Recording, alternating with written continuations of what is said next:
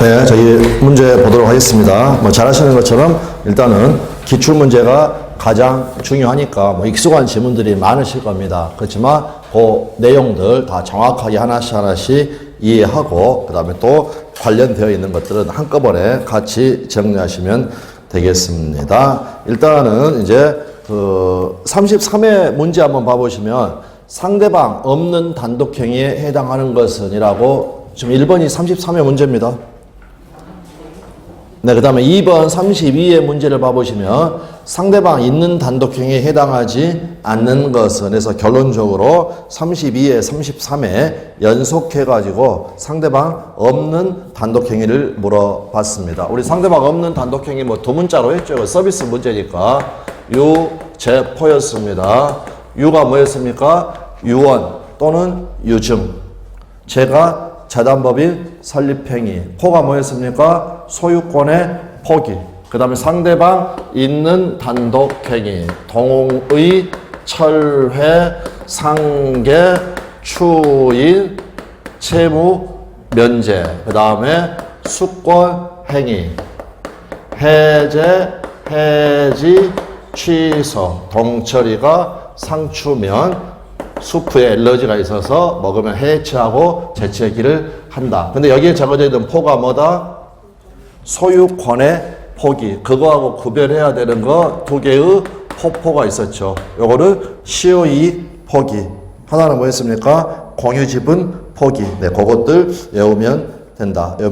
요약서에 다 표까지 다 두 문자로 다 되어 있죠. 네, 그것들 확인하시면 되겠습니다. 그래서 1번 문제 보시면 상대방 없는 단독행위에 해당하는 것은 4번 정답 먼저 보시면 손자에 대한 부동산의 유증 나와 있죠. 그러니까 이 4번이 정답이 되겠고 나머지들 한번 확인해 보면 1번에는 해취, 착오로 인한 계약의 취소. 2번 무권 대리로 체결된 계약에 대한 본인의 추인. 그 다음 3번은 동처리에서 동의. 미성년자 법률행위에 대한 법정 대리는 동의. 그 다음에 5번에 이행불능으로 인한 계약의 해제 나와 있습니다. 자, 2번 문제 보시면 상대방 있는 단독행위에 해당하지 않은 것은 그러면 결국 고르라는 것은 상대방 없는 단독행위를 고르든지 아니면 계약을 고르면 되겠죠. 물론 여기에는 계약은 없습니다. 그래서 일단 정답 지문 먼저 보시면 유제포에서 제 5번에 재단법인의 설립행위가 나와 있고 다음에 1번하고 4번이 여기 나와 있죠. 포. 그래서 공유지분의 포기, 그 다음에 시효이익의 포기 또는 취득시효이익의 포기. 얘들은 상대방 있는 단독행위다. 그 다음에 작은 동그라미 2번에 무권대리인의 추인 나와 있고 3번에 상계 나와 있고 이러한 것들은 상대방 있는 단독행위에 해당하겠습니다. 다음 문제 3번. 다음 중 서로 잘못 짝지어진 것은 나와 있고요. 1번 저당권의 설정. 요거는 이전적 승계가 아니라 뭐에 해당하겠습니까? 설정적 승계에 해당하겠죠. 2번에 유제포에서 포는 소유권의 포기였죠. 그러므로 상대방 없는 단독행위. 그 다음에 3번 청약자가 하는 승낙 연착의 통지. 각종의 통지는 관념의 통지고 준법률행위라고 하였죠. 3번 청약자가 하는 승낙 연착의 통지. 요건 어떤 상황에서 나오는 단어다? 어떤 상황에서 나오는 단어였습니까? 사고 연착이었죠. 지연의 통지나 연착의 통지. 일정한 조치를 취해줘야 한다라고 하였습니다. 안 하게 되면 효과는 어떻게 됐습니까? 불연착 간주였습니다. 불연착 간주. 그 내용까지 떠오르시면 됩니다. 다음에 무주물의 선점, 대표적인 원시 취득이 되겠고 5번에 무권대리에서 추인 여부에 대한 확답의 최고. 그래서 각종의 최고는 의사의 통지. 네, 그 내용들 봐두시면 되겠습니다. 우리가 권리의 취득은 크게 원시 취득하고 승계 취득. 승계 취득은 다시 이전적 승계와 설정적 승계. 이전적 승계는 다시 특정 승계, 포괄 승계. 포괄 승계는 상속, 포괄 유증, 회사의 합병. 그러니까 상속은 결국에는 이전적 승계에 해당한다라고 해도 맞는 지문이 되겠죠. 우리 시험에서 그렇게 한번 기출된 적도 있고, 그 다음에 원시 취득의 대표인 것은 건물 신축이고, 그래서 우리가 두 문제 어떻게 됐습니까? 신, 효, 선시가 선습발 부혼가 이렇게 이야기했습니다. 그래서 신이 건물 신축, 효가 시효 취득, 선이 취득. 그 다음에 또 한 번 선 나왔죠. 무주물 선점, 유실물 습득, 매장물 발견, 부합, 혼합, 가공. 이러한 소유권 취득은 전부 다 원시 취득이다. 그 다음에 부합, 혼합, 가공을 합해가지고 뭐라고 부른다? 첨부라고 부른다. 다음, 원시 취득하고 승계 취득은 뭘로 구별합니까? 어떤 걸 가지고? 어떤 걸 가지고? 구별 기준이 있어야 될 거 아닙니까? 예, 타인의 권리를 기초하느냐, 기초하지 않느냐. 타인의 권리를 기초로 했느냐, 기초로 하지 않느냐 가지고 원시 취득과 승계 취득을 구별을 합니다. 다음, 이전적 승계와 설정적 승계는 뭘 가지고 구별을 합니까? 원시 취득은 타인의 권리를 기초로 한다, 안 한다? 기초로 하지 않는다. 승계 취득은 타인의 권리를 기초로 한다. 그럴 때 이전적 승계와 설정적 승계는 그 타인의 권리가 존속하느냐, 아니면 소멸하느냐. 이전은 그대로 넘어가 버리니까 기초되는 타인의 권리가 없어져 버리겠죠. 그런데 설정적 승계는 어떻습니까? 그대로 타인의 권리가 남아있죠. 이걸 가지고 구별을 한다라는 거. 네, 그렇게 해서 봐두시면 되겠습니다. 일단 그거는 그 정도 말씀을 드리고, 그 다음에 저당권의 양도는 이전적 승계입니까? 설정적 승계입니까? 저당권의 양도. 그 양수인의 저당권 취득은 이전적 승계입니까? 설정적 승계입니까?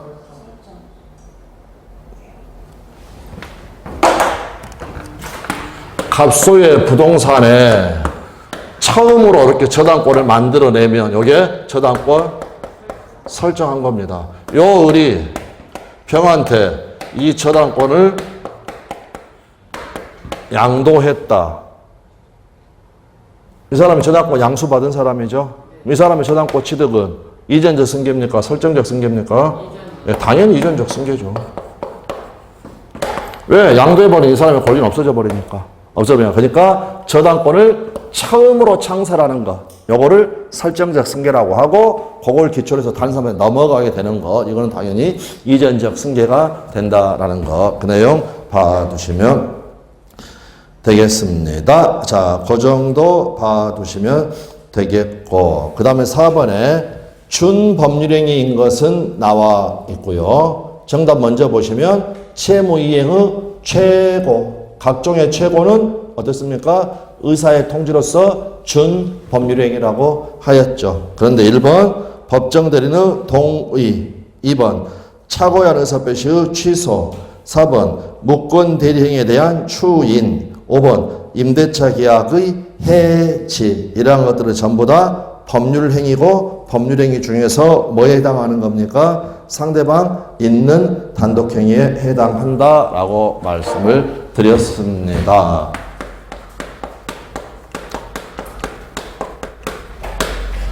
채권 양도는 법률행위입니까? 준법률행위입니까? 채권 양도 법률행위. 법률행위 중에서 뭡니까? 의무부담행위가 아니라 처분행위. 처분행위 중에서 뭡니까? 준물권행위. 이처럼 채권을 넘기는 법률행위를 했다라는 것을 알려주는 거. 요거는 뭡니까? 네, 관념의 통지, 준법률행위죠.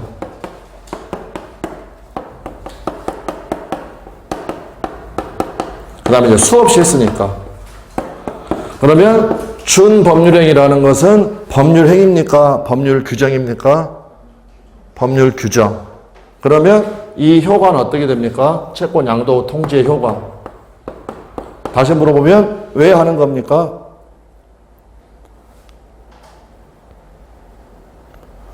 채권 양도 통지를 왜 하느냐? 아직은 때가 아직 안 됐나요? 아직은 법에 적어져 있죠. 법률 규정이니까 법에 적어져 있습니다. 그 효과는 법에 뭐라고 어디에 적어져 있습니까? 우리 민법 450조에 적어져 있죠. 요약서 물권법 파트, 등기 청구권 파트 봐보십시오.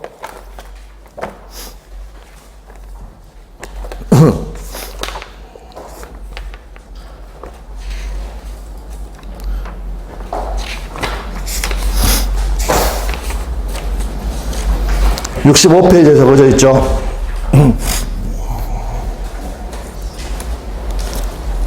(65페이지) 하단에 보시면 요약서 이야기하는 겁니다, 여러분.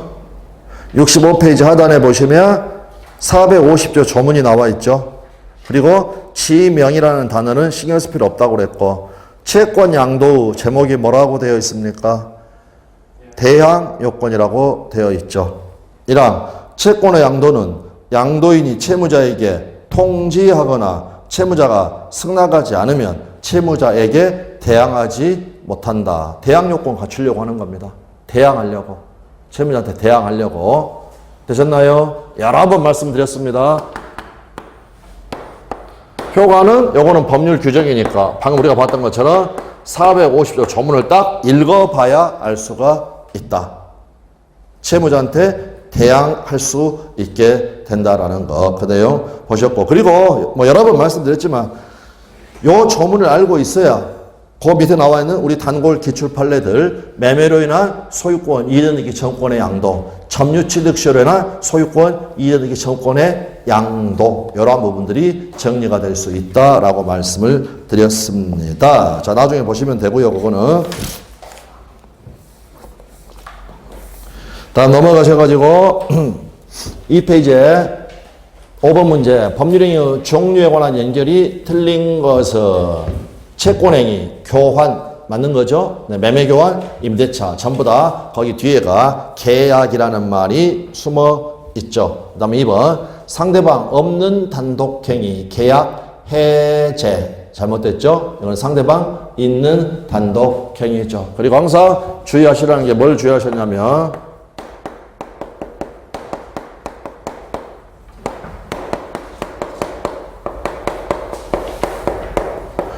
계약 해제하고 해제 계약은 다른 말이라고 했죠.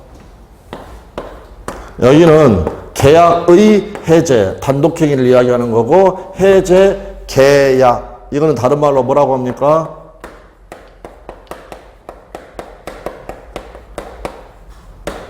합의 해제를 이야기를 합니다. 그러니까 계약 해제하고 해제 계약하고는 하늘하고 땅 차이다라는 거 봐주시면 되겠습니다. 그래서 2번이 틀린 지문이 되겠고, 그 다음에 3번 양도, 설정, 포기 이러한 것들이 대표적인 처분행위가 되겠죠. 그래서 지상권 설정행위라든지 저당권 설정행위, 각종의 제한물권 설정행위는 처분행위에 해당한다. 그 다음에 4번 매매교환, 임대차 전부 다 유상계약이었죠. 그 행위라는 말이 법률행위를 이야기를 하는 거니까 자 그렇게 봐두시면 되겠고, 그 다음에 5번 증여, 사용대차 이런 것들이 대표적인 편무계약이고 무상계약이라는 거, 그러니까 무상행위다라는 거 봐두시면 되겠습니다. 다음에 6번 법률행위의 효력이 발생하기 위한 요건이 아닌 것은 나와 있고요. 뭐 잘 아시는 것처럼 일단 정답 지문 3번부터 보면 농지거래계약에서 농취증 농지 취득 자격증명 이거는 효력 요건이 아니다라고 해서 우리 시험에 3번 출제됐으니까 뭐 반드시 정리되어 있어야 한다라고 말씀을 드렸습니다. 여기는 해설 거기 판례 한번 읽어보겠습니다. 농지법 소정의 농지 취득 자격증명은 농지를 취득하는 자가 그 소유권에 관한 등기를 신청할 때에 첨부하여야 할 서류로서 농지를 취득하는 자에게 농지 취득의 자격이 있다는 것을 증명하는 것일 뿐 농지 취득의 원인이 되는 법률행위에 효력을 발생시키는 요건은 아니다라는 거. 그래서 다른 말로 표현하게 되면 이건 등기 요건입니다. 등기 요건. 등기 신청할 때 갖춰야 되는 거, 매매 계약할 때하고는 아무런 상관이 없다라는 겁니다. 자, 그 다음 다시 이제 나머지 지문들 보시면 1번 대리행위에서 효과가 본인에게 귀속이 되려면 대리권이 존재해야 되죠. 됐습니까?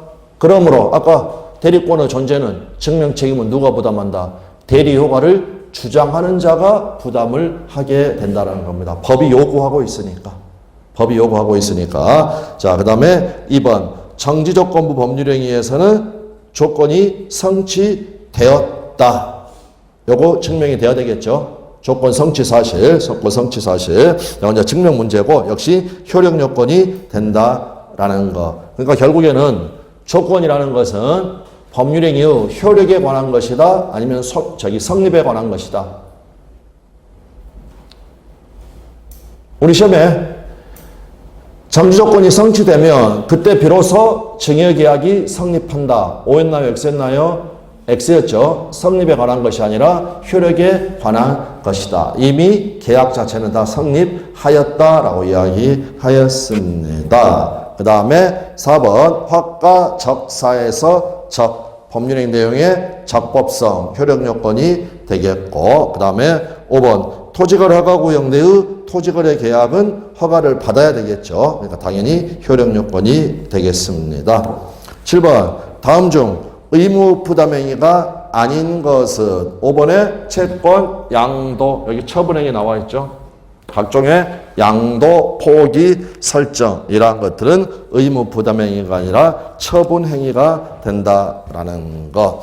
나머지 일단 1번에 교환, 3번에 재매매 예약, 4번 주택 분양 계약. 얘들은 전부 다 의무 부담행위죠. 다른 각도 생각을 해보면 애들이 만약 처분행위라면 공시방법만 갖추게 되면 권리변동이 일어나는 겁니다. 그런데 교환 계약만 했다. 다시 사오기로 약속하였다.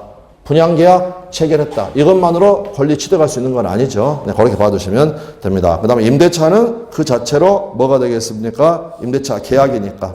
네, 의무 부담행위가 되겠습니다. 5번 단독행위가 아닌 것은 나와 있고요. 여기 합의 해제. 당연히 이거는 뭡니까? 해제 계약이니까 계약에 해당한다. 1번이 정답이 나왔고 2번에 철회, 3번에 취소, 4번에 동의, 5번에 추인 나와 있습니다. 자, 그래서 밑에 해설 합의 해제는 유효한 원계약의 효력을 소멸시키기로 하는 새로운 계약, 즉 해제 계약을 말을 한다라는 거 봐두시면 되겠습니다. 자, 그 다음 이제 법률행위 목적 가가지고요. 1번 효력 규정이 아닌 것을 모두 골라라. 기억 부동산 등기 특별조치법상 중과생략 등기를 금지하는 규정, 미등기 전매, 형사처벌하고 있기는 하지만 사법상의 효력 어떻습니까? 유효하죠. 그래서 단속 규정이 되겠고 2번 공인중개사법상 개업공인중개사가 중개 의뢰인과 직접 거래를 하는 행위를 금지하는 규정 역시 단속 규정이 되겠죠. 그래서 효력 규정이 아닌 것은 기업과 니은이 되는 거고 디귿 공인중개사법상 개업공인중개사가 법령에 규정된 중개보수 그러니까 이에 관련된 규정은 효력 규정이 되겠죠. 그래서 초과하여 금품을 받았다. 그러면 무효. 근데 전부가 모유는 아니고 초과 부분만 모유라고 했던 거, 네, 그 내용까지 봐두시면 되겠습니다. 다음, 이번에 부동산 이중매매에 관한 설명으로 틀린 것은 1번 반사회적 법률행위에 해당하는 제2매매 계약. 이 말은 제2매수인이 매도인의 배임행위에 적극 가담을 했다라는 게 들어가 있죠. 거기에 기초하여 제2매수인으로부터 그 부동산을 매수하여 등기한 선의의 제3자는 제2매매계약 유효를 주장할 수 있다 없다? 없다. 절대적 무효. 선의의 제3자 보호된다 안 된다? 보호되지 않는다. 그러면 결과적으로는 선의의 제3자 소유권 취득한다 못한다? 취득하지 못한다라는 거 봐두시면 되겠습니다. 그래서 1번이 틀린 지문이 되겠고, 그 다음에 2번 이중매매에서 제2매매계약 유효가 원칙이죠. 특히 알았다 요것만으로 무효가 되는 건 아니라고 그랬습니다. 2번 제2매수인이 이중매매 사실을 알았다는 사정만으로 제2매매계약을 반사회적 법률행위에 해당한다고 볼 수는 없다. 이중매매는 원칙적으로 유효하다라는 거. 그래서 3번 각각의 매매계약이 유효하니까 특별한 사정이 없는 한 먼저 등기한 매수인이 목적 부동산의 소유권을 취득을 하게 되겠죠. 4번 반사회적 법률행위에 해당하는 이중매매의 경우에 제1매수인은 제2매수인에 대하여 직접 소유권 이전 의결 말소를 청구할 수 없다. 아까도 봤지만 뭐로만 된다? 대의로만 된다. 되셨죠? 대의로만 되니까 안 되는 거 두 가지 뭐가 됐습니까? 직접 안 되고 또 뭐 안 됐습니까? 하루 전 시간에 봤던 거 채권자 취소권 안 된다고 그랬죠. 대의로만 되니까 직접 안 되고 채권자 취소권 안 된다. 네, 거기까지 봐두시면 되겠습니다. 5번 부동산 이중매매의 법리는 확장 적용됩니다. 그래서 판례가 이중으로 부동산 임대차 계약이 체결되는 경우에도 적용될 수 있다라고 하였습니다. 아래 해설 판례들 그대로 읽어서 확인하겠습니다. 부동산의 이중매매가 사회질서에 반하는 경우에 그 계약은 절대적 무효이므로 그 부동산을 제2매수인으로부터 다시 취득한 제3자는 설사 제2매수인이 당해 부동산의 소유권을 유효하게 취득한 것으로 믿었더라도 이중매매 계약이 유효라고 주장할 수 없다. 그래서 사회질서 위반으로 무효인 계약 그 누구도 유효를 주장할 수 없습니다. 선의여도 마찬가지입니다. 그 다음에 5번 아까 이중임대차 이중매매를 사회질서에 반하는 법률행위로서 무효라고 하기 위해서는 제2매수인이 이중매매 사실을 아는 것만으로는 부족하고 나아가 매도인의 배임행위 또는 배신행위를 유인, 교사하거나 이에 협력하는 등 적극적으로 가담하는 것이 필요하다. 그리고 이러한 법리는 이중으로 임대차 계약을 체결한 경우에도 그대로 적용될 수 있다라고 이야기하였습니다.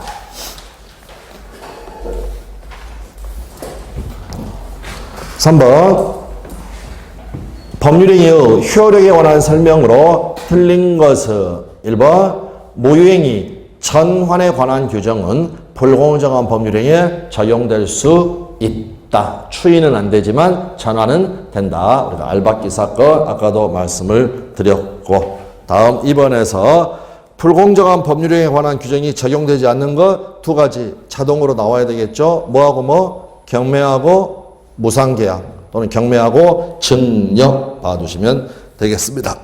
그래서 2번 맞는 지문이 되겠고 그 다음에 3번 강제집행을 면할 목적으로 허위의 근저당권을 설정을 하였다. 사회질서 위반이다 아니다? 아니다 라는 거. 그래서 3번이 정답이 되겠고요. 그 다음에 4번 동기의 불법과 관련하여 표시되거나 알려진 상대방에게 표시되거나 알려진 법률행위 동기가 반사회적인 경우 그 법률행위는 사회질서에 해당하니까 무효이다라는 거 봐두시면 되겠습니다. 다음에 5번 소송에서 증언할 것을 조건으로 통상 용인되는 수준의 대가를 지급하기로 하였다. 이거 문제가 없죠. 근데 그거를 초과하는 넘는 대가를 지급하기로 하는 약정은 무효가 되겠고, 그 다음에 수사기관의 허위 진술, 이것도 사실서반으로 무효였죠. 근데 거기는 읽어보면 판례가 급부의 상당성 여부를 따질 필요가 없다라고 적어져 있습니다. 그러니까 그 비교해서 확인을 해 주시면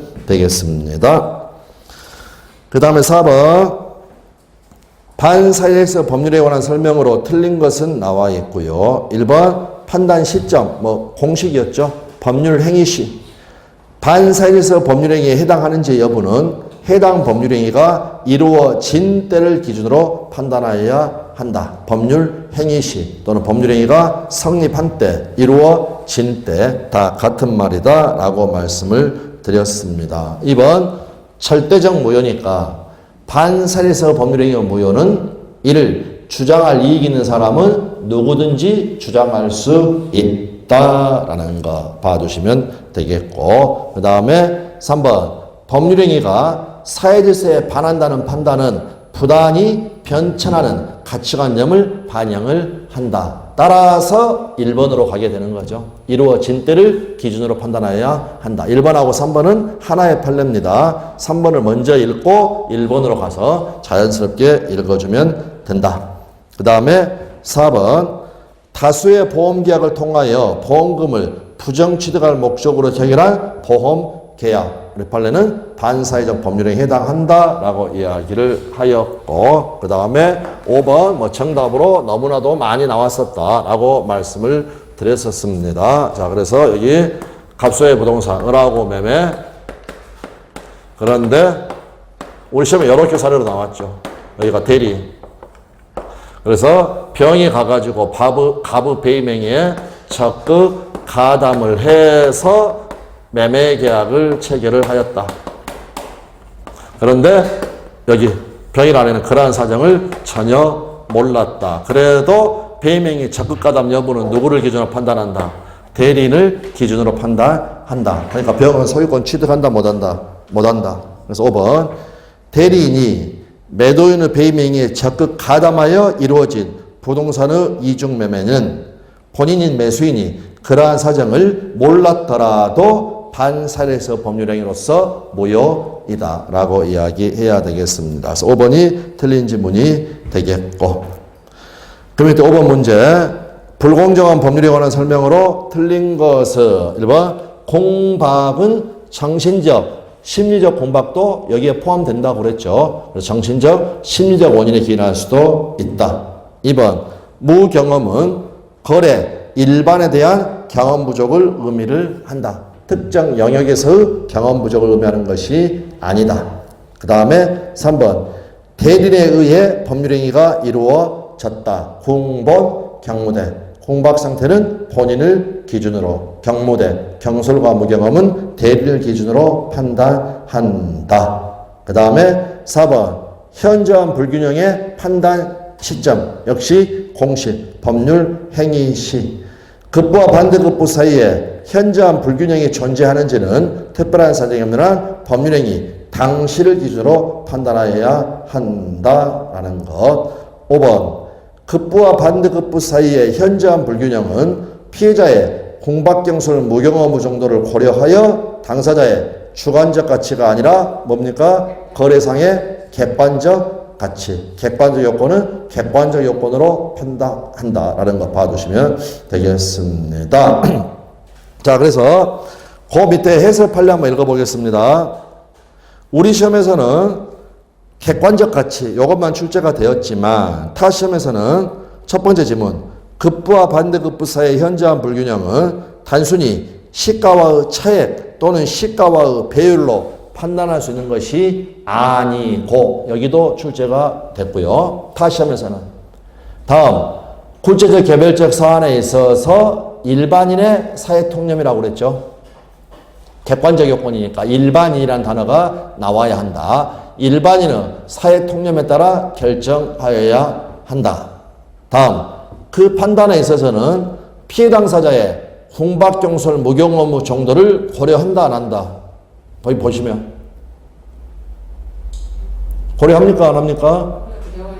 예, 고려해야 된다고 적어져 있죠. 네, 그래서 요게 최근에 간평 문제에서 계속 물어봤고, 무경 업무 정도가 아울러 고려되어야 하고, 그 다음에 우리 시험에서는 다음 부분 물어봤죠. 당사자의 주관적 가치가 아닌 거래상의 객관적 가치에 의하여야 한다라는 것, 이렇게 봐주시면 됩니다. 무슨 말씀인지 아시겠죠? 공박경솔 무경 업무 정도가 아울러 고려되어야 한다라고 판례에 적어져 있습니다.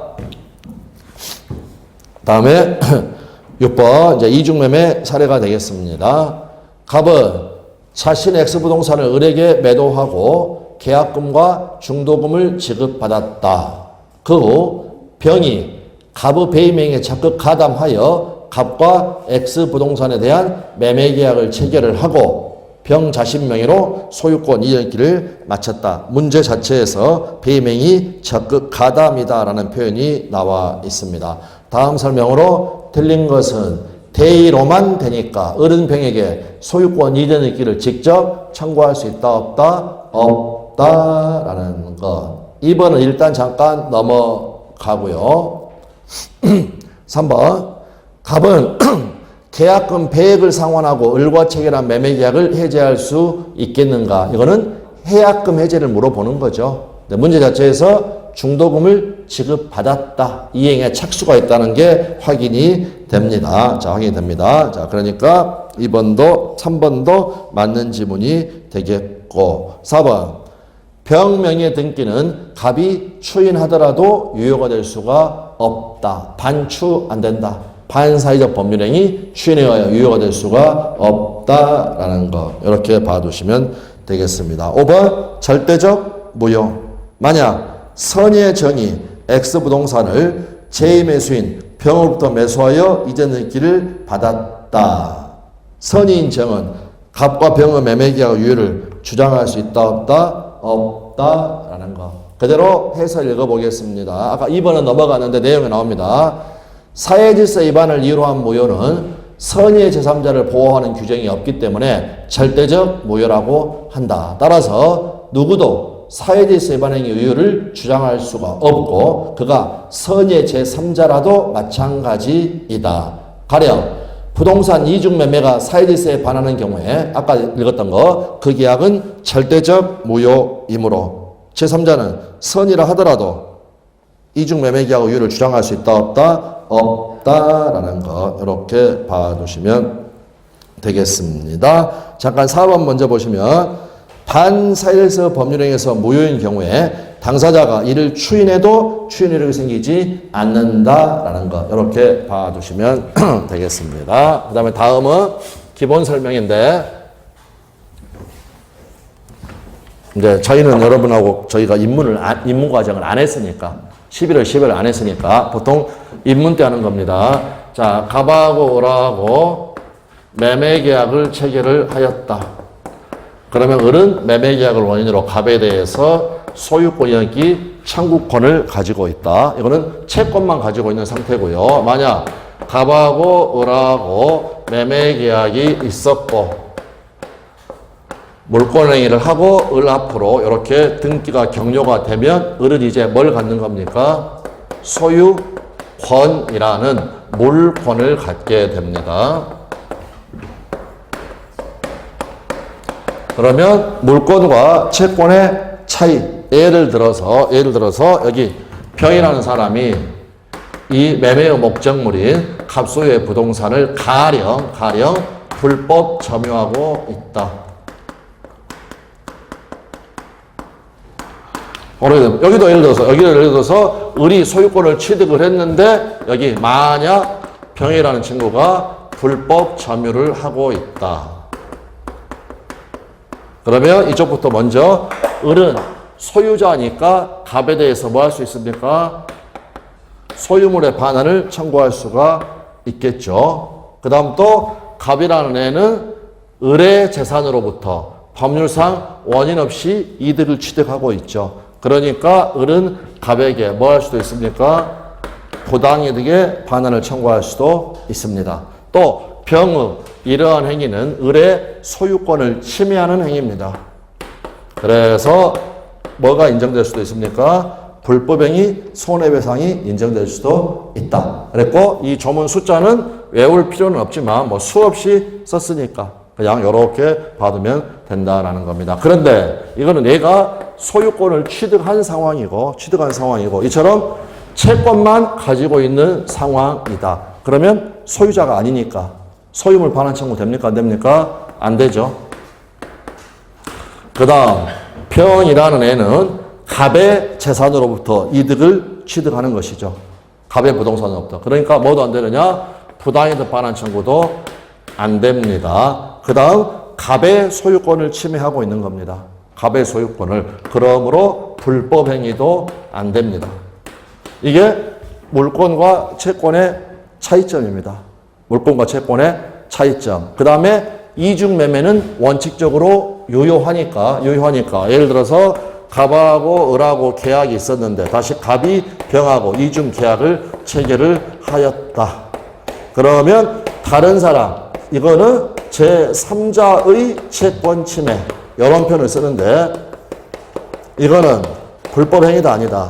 불법행위가 아니다라는 겁니다. 그런데 만약 병이 갑의 배임행위에 적극 가담을 했다면 그럴 때에는 을의 채권을 침해가 인정이 된다라는 것. 엄밀하게 말하면 저희 직접적으로 시험 범위는 아닙니다. 자, 그래서 거기 해설 2번을 보시면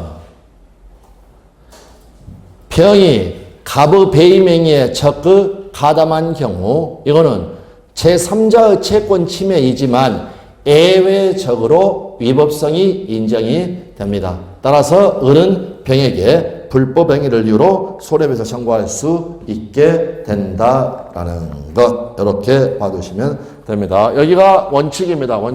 원칙적으로 이게 채권만 부동산에 관한 채권만 가지고 있는 사람 이 사람 같은 경우에는 불법행위 손해배상 청구가 안 되는 겁니다.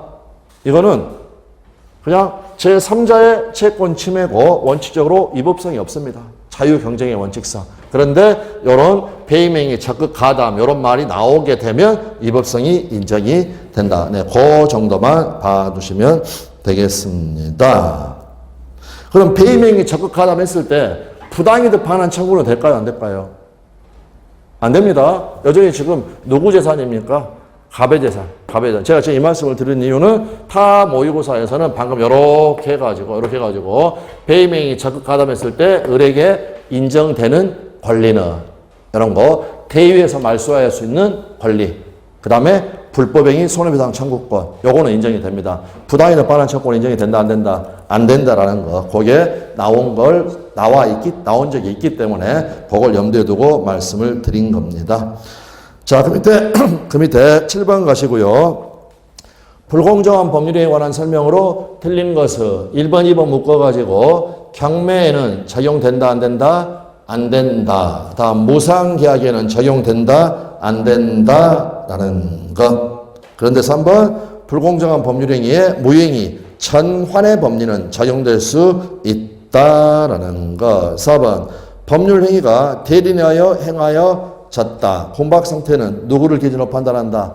본인을 기준으로 판단한다. 4번이 틀린 지문이 되겠고 5번 매매계약이 불공정한 법률행위에 해당하는지는 계약 체결 당실 기준으로 판단하여야 한다. 자, 그러면 불공정한 법률행위에 해당하지 않는 경우에 사회질서 위반이 될 수는 있습니까? 불공정한 법률행위가 아닌 법률행위, 증여계약, 사회질서 위반은 될 수 있습니까? 될 수 있다고 그랬죠? 자, 거기 판례상 우리 확인했었습니다.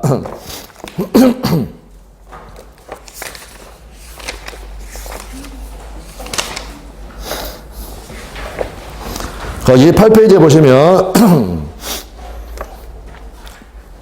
진정 취하 사건 말씀드렸습니다. 거기 사회질서 위반에 해당하는 경우 박스에서 작은 동그라미 2번. 요약서 이야기하는 겁니다, 여러분. 8페이지. 행정기관에, 찾으셨나요? 행정기관에 진정서를 제출하여 상대방을 공지에 빠뜨린 다음 이를 취하하는 조건으로 거액 흑부를 제공받기로 약정하였다. 이 약정은 유상행입니까? 무상행입니까? 유상입니까? 무상입니까? 무상이라고 했죠. 여기요.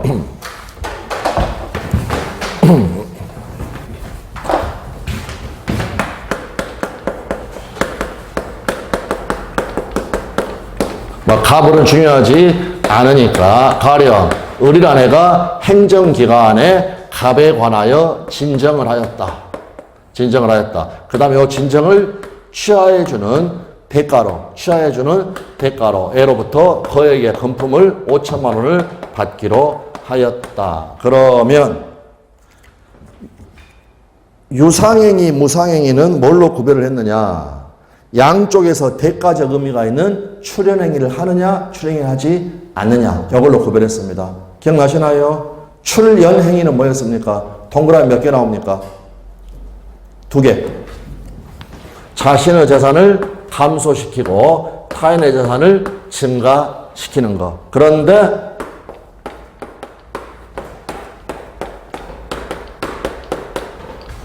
이런 거는 출연행위가 아니다. 아니다. 비출연행위. 이게 뭐였습니까? 이게 뭐였습니까?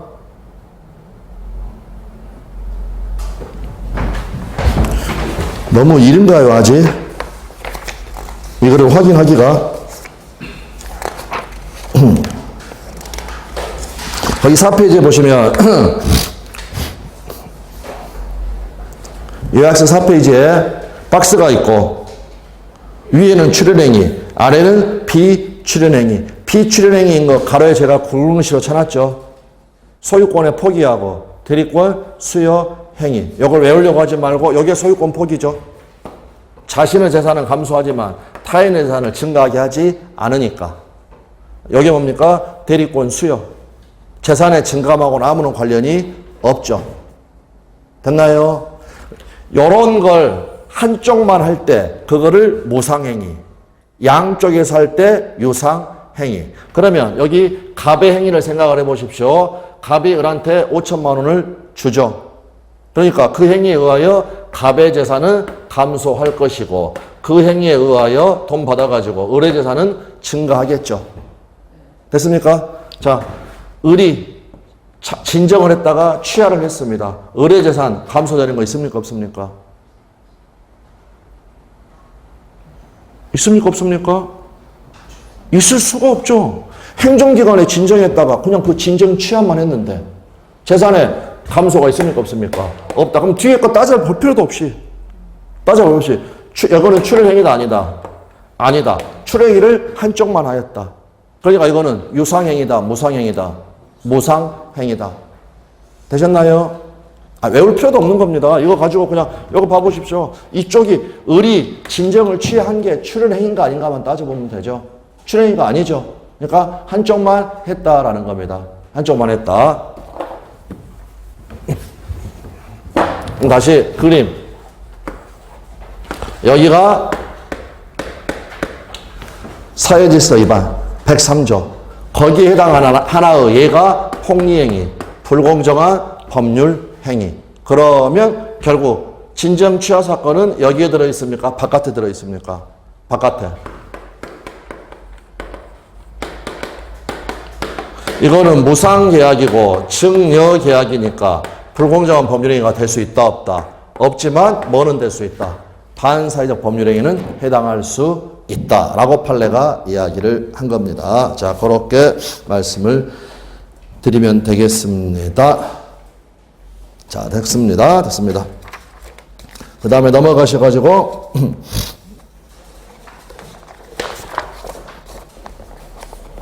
자, 8번까지 보고 잠깐 쉬겠습니다.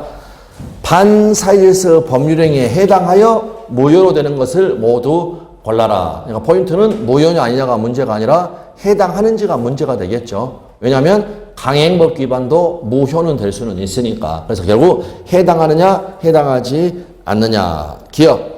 성립 과정에서 강박이라는 불법적 방법이 사용된 데 불과한 법률 행위. 사일서 위반이다 아니다? 아니다. 가령 강박에 의한 징역, 의사표시로 가라라고 이야기하였습니다. 니은 강제집행을 면할 목적으로 허위의 근저당권을 설정하는 행위, 사일서 위반이 아니다라고 이야기했고, 디귿 양도소득세를 회피할 목적으로 실제로 거래한 매매대금보다 낮은 금액으로 매매계약을 체결하였다. 이것도 사일서 위반이 아니죠. 결국에는 리을. 이미 매도된 부동산임을 알면서도 매도인의 배임행위에 적극 가담하여 이루어진 저당권 설정 행위. 요거는 사일서 위반에 해당한다라는 것. 네, 그렇게 봐주시면 되겠습니다. 그래서 우리가 사일서 위반에 해당하지 않는 것 해가지고 가장 대표적인 것들 어떤 거 있었습니까, 여러분? 비자금, 허위, 명의,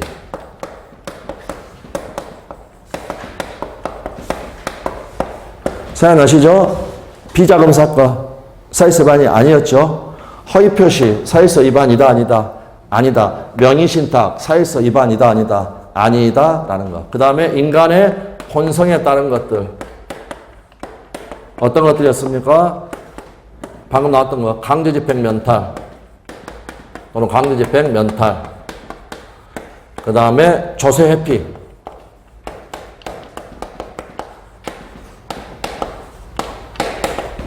그 다음에 투기의 목적 같은 거. 에러한 단어에 들어가면 전부 다 사일서 위반이 아니다라고 이야기를 하였고, 그 다음에 또 그 중에서 이제 가장 중요한 것이 아까 말씀드렸던 거, 의사표시로 가라. 거기 가서 효력을 논해라. 그게 방금 말씀드렸던 강박에 의한 징역, 이러한 것들이 대표인 게 되겠습니다. 자, 그렇게 말씀을 드리고. 자, 그래서 8번은 정답은, 리을. 2번이 되겠습니다. 거의 기억법 의사표시로 가라. 그 판례 해설만 읽어보겠습니다. 단지 법률행위 성립 과정에 강박이라는 불법적 방법이 사용된 데에 불과한 때에는 의사표시로 가서 강박에 의한 의사표시 하자나 의사의 흠결을 이유로 효력을 논할 수는 있을지언정 반사회적 법률행위로서 모유라고 할 수는 없다라는 거. 그래서 이제 어떤 판례를 보면 의사표시의 하자를 이유로 효력을 논할 수는 있을지언정 이렇게 써있는 판례도 있고, 의사표시 하자나 의사의 흠결을 이유로 이렇게 써진 판례도 있다. 차이는 특별한 건 없고요. 여기 의사의 흠결, 강박의 의사표시가 의사의 흠결이 되는 경우가 있습니까? 의사의 하자가 아니라 의사의 흠결인 경우 있습니까? 있었죠? 절대적 폭력 생각나십니까? 의사결정의 자유를 완전히 박탈해가지고 외형만 남아있는 법률 행위. 그래서 요 의사의 흠결이라는 건, 이 판례는 절대적 폭력을 염두에 두고 요 판례를 이야기를 한 것, 그것까지 염두에 두고 이야기를 한 겁니다. 서로 모순은 아닙니다.